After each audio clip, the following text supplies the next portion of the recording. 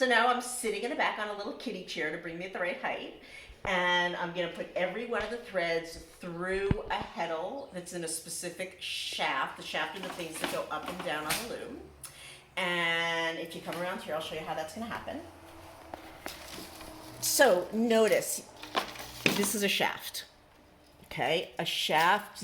Some people refer to these as harnesses as well, but the word is actually shaft. The shaft have these heddles, and the heddles have these little openings in them. These can be metal, they can be string, and these move independently. There's the first one, there's the second one, and when this is all set up, I'm going to work those with my feet from the front, of course.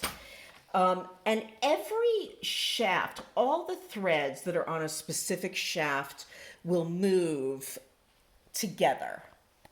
So basically, each shaft represents a degree of complexity that I can create. Now, oftentimes, the chenille scarves in general, it's called a plain weave, which is every other thread is up and every other thread is down, and then you alternate. The simplest weave there is. But this particular scarf has what's called a supplemental warp thread in it.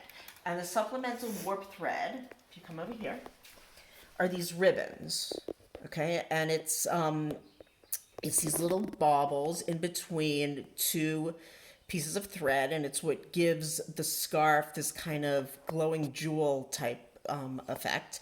And what's going to happen is if I were to include this with that plain weave web, those little baubles would get stuck in the fabric and you wouldn't see them in this beautiful way that I want them to be seen. So while I'm going to thread the rest of the fabric on these first four shafts, the rest of the threads are going to go onto these first four shafts, the ribbons are going to be independent and they're going to go on 5 and 6. And then I can control them separately and have them pop up maybe every fourth throw instead of every other throw. All right, so here are my slip knots. Okay, and remember that tight, tight tie in the back? Back there? Well, that's going to work out from this side. Okay, so let's just get into our first rhythm. I'm going to, if you look over here, okay, I'm going to thread this 4. These are numbered as if you're sitting in the front of the loom, even though we're sitting in the back of the loom. So I'm going to refer to this one as 4, 3, 2, 1. So these are my first 4 threads. I'm going to go through there to get them over this hump. Okay, so these are my first 4 heddles for my first 4 threads. I come in here and I take my first 4 threads. All right.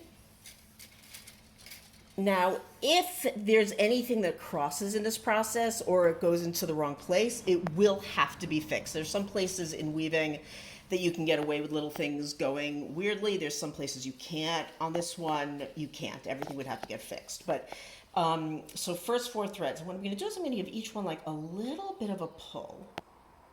And what that little bit of a pull does is it pulls any extra thread that's kind of hanging out in between that tight choke tie and my fingers gets pulled out. So they'll end up back at the same length. All right, I'm holding these into between my fingers in the order that I'm going to thread them through the heddles. Just makes everything so much easier. This now goes up. I pull the thread through. There's 4, 3, 2, 1. Okay, so I'm going to do this for a little while.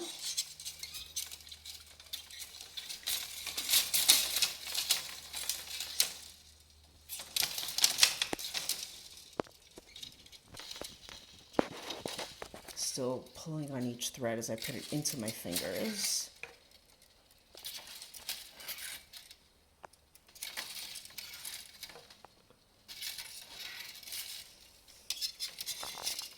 And I want to do this process with you until I get to the ribbons. I'll show you what happens with the ribbons so that later when I'm weaving you understand that a little bit better. Okay, here I'm starting to get to the color changes, right? So I'm keeping track of the order because I want there to be a gradual transition from color to color. The chenille, because it has a pile to it, diffuses the light as it hits the fabric, and it makes color blending much easier and more beautiful than threads that have very distinct edges to them.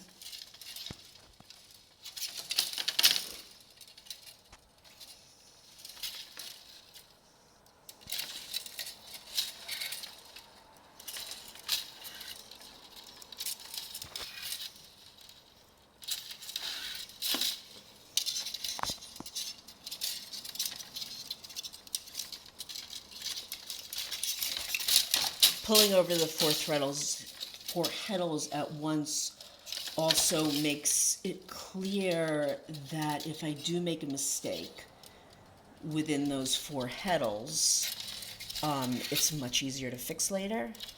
Yeah. And it's much easier to know that I've made a mistake. Like if I go 4, 3, 1,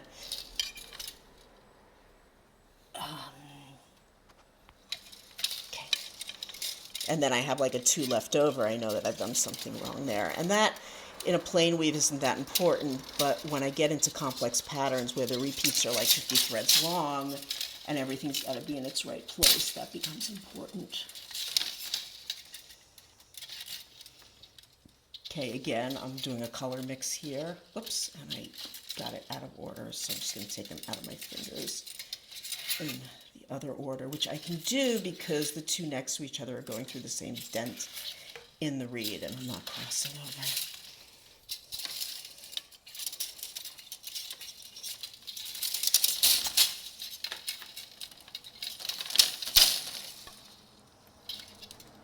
I do usually use a shorter threading hook that doesn't get stuck quite so much, but it decided not to show up this morning.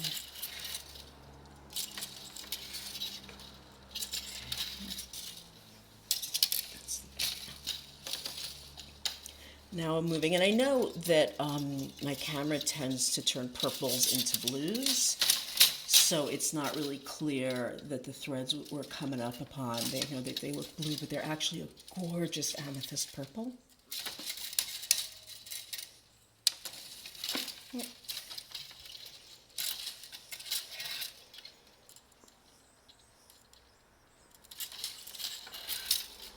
Eggplant, eggplant, eggplant, eggplant.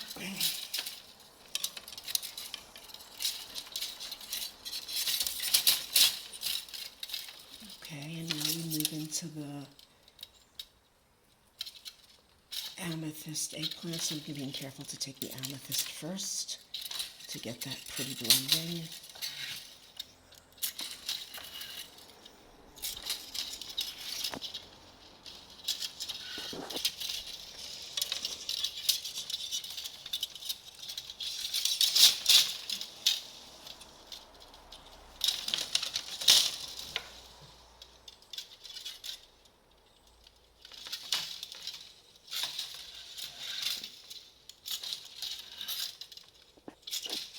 Okay, so what I have designed, and it's all written down, and I've done this before, is that once I get into where these ribbons are, I'm going to have a ribbon and then 3 chenilles and a ribbon and 3 chenilles, and I know I'm going to have 2 amethysts before the ribbon happens, which is exactly where I am right now.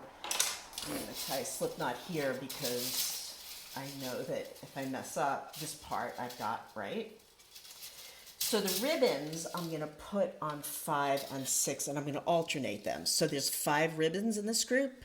The first one's going to go on 5, 6, 5, 6, 5, and in between that I'm going to keep doing my 4, 3, 2, 1 with the chenilles. So there's my 5. Ribbon. With the chenilles I had done a 1, so I'm going to do a 4, 3, 2.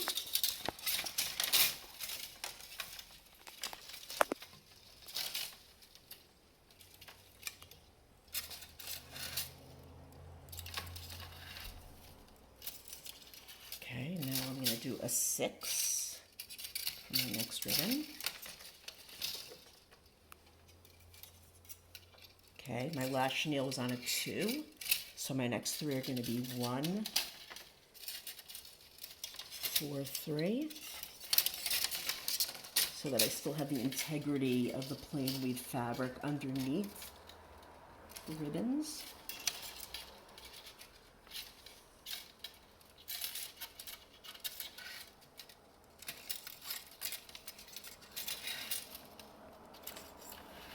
Okay, last ribbon was on 6, next ribbon is on 5.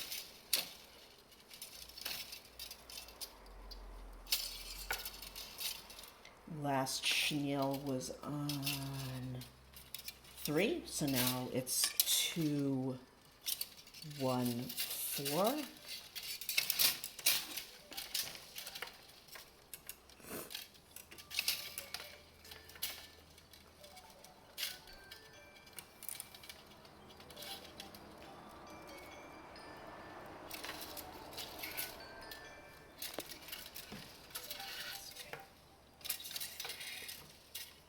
Five,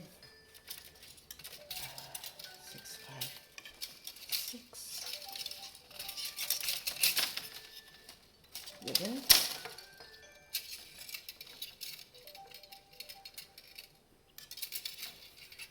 Okay, last one was a 4.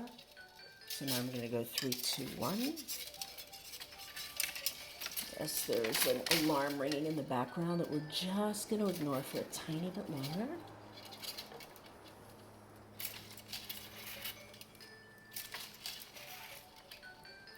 And then here is, oh, made a mistake there.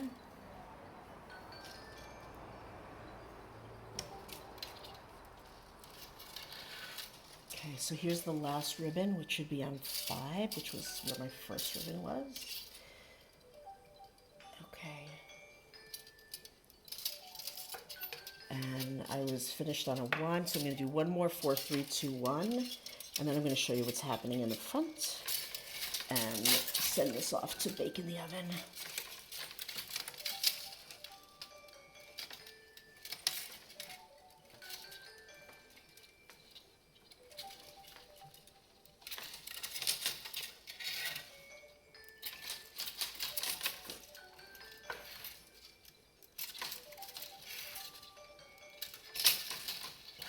Okay, so all being well, right, so here's this group.